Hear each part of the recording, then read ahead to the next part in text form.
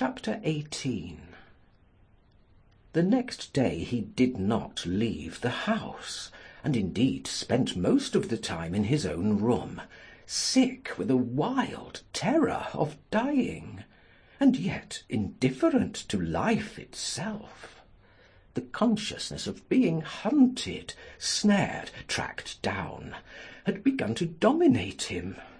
If the tapestry did but tremble in the wind, he shook. The dead leaves that were blown against the leaded panes seemed to him like his own wasted resolutions and wild regrets. When he closed his eyes, he saw again the sailor's face peering through the mist-stained glass, and horror seemed once more to lay its hand upon his heart. But perhaps it had been only his fancy that had called vengeance out of the night and set the hideous shapes of punishment before him. Actual life was chaos, but there was something terribly logical in the imagination. It was the imagination that set remorse to dog the feet of sin. It was the imagination that made each crime bear its misshapen brood. In the common world of fact, the wicked were not punished, nor the good rewarded. Success was given to the strong, failure thrust upon the weak. That was all.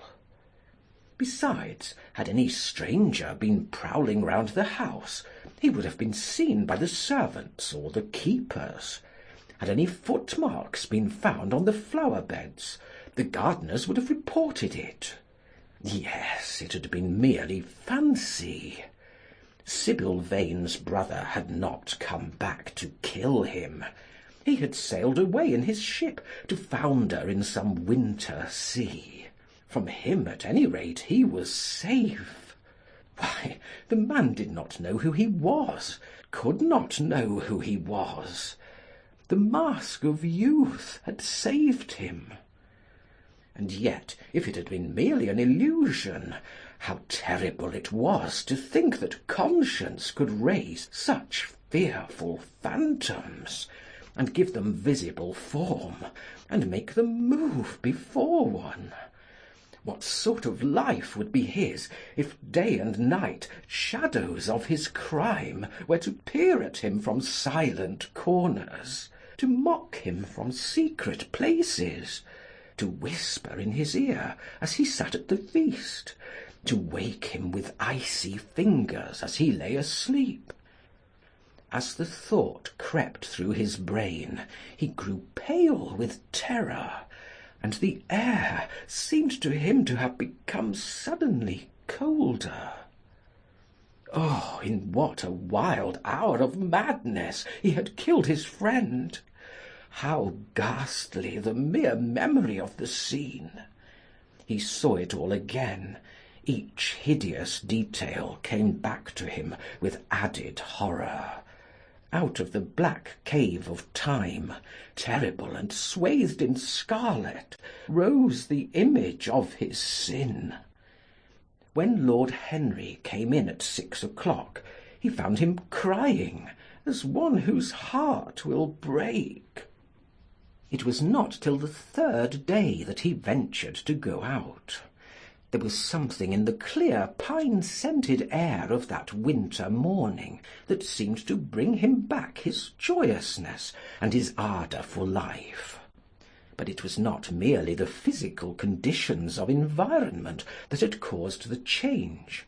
His own nature had revolted against the excess of anguish that had sought to maim and mar the perfection of its calm. With subtle and finely wrought temperaments it is always so. Their strong passions must either bruise or bend. They either slay the man or themselves die. Shallow sorrows and shallow loves live on. The loves and sorrows that are great are destroyed by their own plenitude. Besides, he had convinced himself that he had been the victim of a terror-stricken imagination, and looked back now on his fears with something of pity and not a little of contempt. After breakfast he walked with the Duchess for an hour in the garden, and then drove across the park to join the shooting party. The crisp frost lay like salt upon the grass. The sky was an inverted cup of blue metal. A thin film of ice bordered the flat reed-grown lake. At the corner of the pine wood he caught sight of Sir Geoffrey Clouston, the Duchess's brother, jerking 2 spent cartridges out of his gun. He jumped from the cart, and having told the groom to take the mare home, made his way towards his guest through the withered bracken and rough undergrowth. "Have you had good sport, Geoffrey?" he asked. "Not very good, Dorian. I think most of the birds have gone to the open. I dare say it will be better after lunch, when we get to new ground." Dorian strolled along by his side. The keen aromatic air, the brown and red lights that glimmered in the wood, the hoarse cries of the beaters ringing out from time to time, and the sharp snaps of the guns that followed, fascinated him, and filled him with a sense of delightful freedom. He was dominated by the carelessness of happiness, by the high indifference of joy. Suddenly, from a lumpy tussock of old grass, some 20 yards in front of them, with black-tipped ears erect and long hinder limbs throwing it forward, started a hare. It bolted for a thicket of alders. Sir Geoffrey put his gun to his shoulder, but there was something in the animal's grace of movement that strangely charmed Dorian Gray, and he cried out at once, "Don't shoot it, Geoffrey. Let it live." "What nonsense, Dorian!" laughed his companion, and as the hare bounded into the thicket, he fired. There were 2 cries heard, the cry of a hare in pain, which is dreadful, the cry of a man in agony, which is worse. "Good heavens! I have hit a beater!" exclaimed Sir Geoffrey. "What an ass the man was to get in front of the guns! Stop shooting there!" he called out at the top of his voice. "A man is hurt!" The head keeper came running up with a stick in his hand. "Where, sir? Where is he?" he shouted. At the same time the firing ceased along the line. "Here," answered Sir Geoffrey angrily, hurrying towards the thicket. "Why on earth don't you keep your men back? Spoiled my shooting for the day." Dorian watched them as they plunged into the alder clump, brushing the lithe swinging branches aside.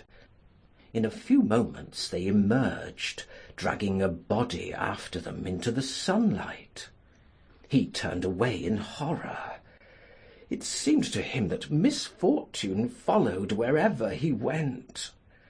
He heard Sir Geoffrey ask if the man was really dead, and the affirmative answer of the keeper. The wood seemed to him to have become suddenly alive with faces. There was the trampling of myriad feet and the low buzz of voices. A great copper-breasted pheasant came beating through the boughs overhead. After a few moments, that were to him in his perturbed state like endless hours of pain, he felt a hand laid on his shoulder. He started and looked round. "Dorian," said Lord Henry, "I'd better tell them that the shooting is stopped for to-day. It would not look well to go on." "I wish it was stopped for ever, Harry," he answered bitterly. "The whole thing is hideous and cruel. Is the man—" He could not finish the sentence. "I'm afraid so," rejoined Lord Henry. "He got the whole charge of shot in his chest. He must have died almost instantaneously. Come, let us go home." They walked side by side in the direction of the avenue for nearly 50 yards, without speaking. Then Dorian looked at Lord Henry, and said with a heavy sigh, "It is a bad omen, Harry, a very bad omen." "What is?" asked Lord Henry. "Oh, this accident, I suppose. My dear fellow, it can't be helped. It was the man's own fault. Why did he get in front of the guns? Besides, it is nothing to us. It is rather awkward for Geoffrey, of course. It does not do to pepper beaters. It makes people think that one is a wild shot, and Geoffrey is not. He shoots very straight. But there is no use talking about the matter. Dorian shook his head. It is a bad omen, Harry. I feel as if something horrible were going to happen to some of us. To myself, perhaps, he added, passing his hand over his eyes with a gesture of pain. The elder man laughed. The only horrible thing in the world is ennui, Dorian. That is the one sin for which there is no forgiveness. But we are not likely to suffer from it unless these fellows keep chattering about this thing at dinner. I must tell them that the subject is to be tabooed. As for omens, there is no such thing as an omen. Destiny does not send us heralds. She is too wise or too cruel for that. Besides, what on earth could happen to you, Dorian? You have everything in the world that a man can want. There is no one who would not be delighted to change places with you. There is no one with whom I would not change places, Harry. Don't laugh like that. I am telling you the truth. The wretched peasant who has just died is better off than I am. I have no terror of death. It is the coming of death that terrifies me. Its monstrous wings seem to wheel in the leaden air around me. Good heavens, don't you see a man moving behind the trees there, watching me, waiting for me? Lord Henry looked in the direction in which the trembling gloved hand was pointing. Yes, he said, smiling. I see the gardener waiting for you. I suppose he wants to ask you what flowers you wish to have on the table tonight. How absurdly nervous you are, my dear fellow. You must come and see my doctor when we get back to town. Dorian heaved a sigh of relief as he saw the gardener approaching. The man touched his hat, glanced for a moment at Lord Henry in a hesitating manner, and then produced a letter, which he handed to his master. Her Grace told me to wait for an answer, he murmured. Dorian put the letter into his pocket. Tell her Grace that I am coming in, he said coldly. The man turned round and went rapidly in the direction of the house. How fond women are of doing dangerous things, laughed Lord Henry. It is one of the qualities in them that I admire most. A woman will flirt with anybody in the world, as long as other people are looking on. How fond you are of saying dangerous things, Harry. In the present instance you are quite astray. I like the Duchess very much, but I don't love her. And the Duchess loves you very much, but she likes you less. So you are excellently matched. You are talking scandal, Harry, and there is never any basis for scandal. The basis of every scandal is an immoral certainty, said Lord Henry, lighting a cigarette. You would sacrifice anybody, Harry, for the sake of an epigram? The world goes to the altar of its own accord, was the answer. I wish I could love, cried Dorian Gray, with a deep note of pathos in his voice. But I seem to have lost the passion and forgotten the desire. I am too much concentrated on myself. My own personality has become a burden to me. I want to escape, to go away, to forget. It was silly of me to come down here at all.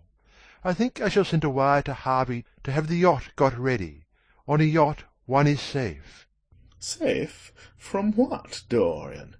You are in some trouble. Why not tell me what it is? You know I would help you. I can't tell you, Harry, he answered sadly. And I dare say it is only a fancy of mine. This unfortunate accident has upset me. I have a horrible presentiment that something of the kind may happen to me. What nonsense! I hope it is, but I can't help feeling it. Ah, here is the Duchess, looking like Artemis in a tailor-made gown. You see, we have come back, Duchess. I have heard all about it, Mr. Gray, she answered. Poor Geoffrey is terribly upset, and it seems that you asked him not to shoot the hare. How curious. Yes, it was very curious. I don't know what made me say it. Some whim, I suppose. It looked the loveliest of little live things, But I am sorry they told you about the man. It is a hideous subject. It is an annoying subject, broke in Lord Henry. It has no psychological value at all. Now, if Geoffrey had done the thing on purpose, how interesting he would be. I should like to know someone who had committed a real murder. How horrid of you, Harry! cried the Duchess. Isn't it, Mr. Gray? Harry, Mr. Gray's ill again. He's going to faint. It is nothing, Duchess, he murmured. My nerves are dreadfully out of order, that is all. I'm afraid I walked too far this morning. I didn't hear what Harry said. Was it very bad? You must tell me some other time. I think I must go and lie down. You will excuse me, won't you? They had reached the great flight of steps that led from the conservatory on to the terrace. As the glass door closed behind Dorian, Lord Henry turned and looked at the Duchess with his slumberous eyes. "Are you very much in love with him?" he asked. She did not answer for some time, but stood gazing at the landscape. I wish I knew, she said at last. He shook his head. "Knowledge would be fatal. It is the uncertainty that charms one. A mist makes things wonderful." One may lose one's way. "All ways end at the same point, my dear Gladys. What is that? Disillusion." It was my debut in life. She sighed. "It came to you crowned." I am tired of strawberry leaves. "They become you." Only in public. "You would miss them," said Lord Henry. I will not part with a petal. "Monmouth has ears." Old age is dull of hearing. "Has he never been jealous?" I wish he had been. He glanced about, as if in search of something. What are you looking for? She inquired. "The button from your foil," he answered. "You have dropped it." She laughed. I have still the mask. "It makes your eyes lovelier," was his reply. She laughed again. Her teeth showed like white seeds in a scarlet fruit. Upstairs, in his own room, Dorian Gray was lying on a sofa, with terror in every tingling fibre of his body. Life had suddenly become too hideous a burden for him to bear. The dreadful death of the unlucky beater, shot in the thicket like a wild animal, had seemed to him to prefigure death for himself also. He had nearly swooned at what Lord Henry had said in a chance mood of cynical jesting. At 5 o'clock he rang his bell for his servant, and gave him orders to pack his things for the night express to town, and to have the brougham at the door by 8:30. He was determined not to sleep another night at Selby Royal. It was an ill-omened place. Death walked there in the sunlight. The grass of the forest had been spotted with blood. Then he wrote a note to Lord Henry, telling him that he was going up to town to consult his doctor, and asking him to entertain his guests in his absence. As he was putting it into the envelope, a knock came to the door, and his valet informed him that the head keeper wished to see him. He frowned and bit his lip. "Send him in," he muttered, after some moments' hesitation. As soon as the man entered, Dorian pulled his cheque-book out of a drawer and spread it out before him. "I suppose you have come about that unfortunate accident of this morning, Thornton?" he said, taking up a pen. "Yes, sir," answered the gamekeeper. "Was the poor fellow married? Had he any people dependent on him?" asked Dorian, looking bored. "If so, I should not like them to be left in want, and will send them any sum of money you may think necessary." "We don't know who he is, sir. That is what I took the liberty of coming to you about." "Don't know who he is?" said Dorian listlessly. "What do you mean? Wasn't he one of your men?" "No, sir. Never saw him before. Seems like a sailor, sir." The pen dropped from Dorian Gray's hand, and he felt as if his heart had suddenly stopped beating. "A sailor?" he cried out. "Did you see a sailor?" "Yes, sir. He looks as if he had been a sort of sailor, tattooed on both arms, and that kind of thing." "Was there anything found on him?" said Dorian, leaning forward and looking at the man with startled eyes. "Anything that would tell his name?" "Some money, sir, not much, and a 6-shooter. There was no name of any kind. A decent-looking man, sir, but rough-like. A sort of sailor, we think." Dorian started to his feet. A terrible hope fluttered past him. He clutched at it madly. "Where is the body?" he exclaimed. "Quick, I must see it at once." "It is in an empty stable in the home farm, sir. The folk don't like to have that sort of thing in their houses. They say a corpse brings bad luck." "The home farm. Go there at once and meet me.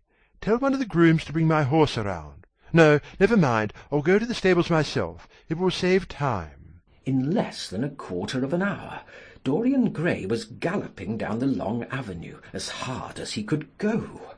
The trees seemed to sweep past him in spectral procession, and wild shadows to fling themselves across his path. Once the mare swerved at a white gate-post and nearly threw him. He lashed her across her neck with his crop. She cleft the dusky air like an arrow. The stones flew from her hoofs. At last he reached the home farm. 2 men were loitering in the yard. He leaped from the saddle and threw the reins to one of them. In the farthest stable a light was glimmering.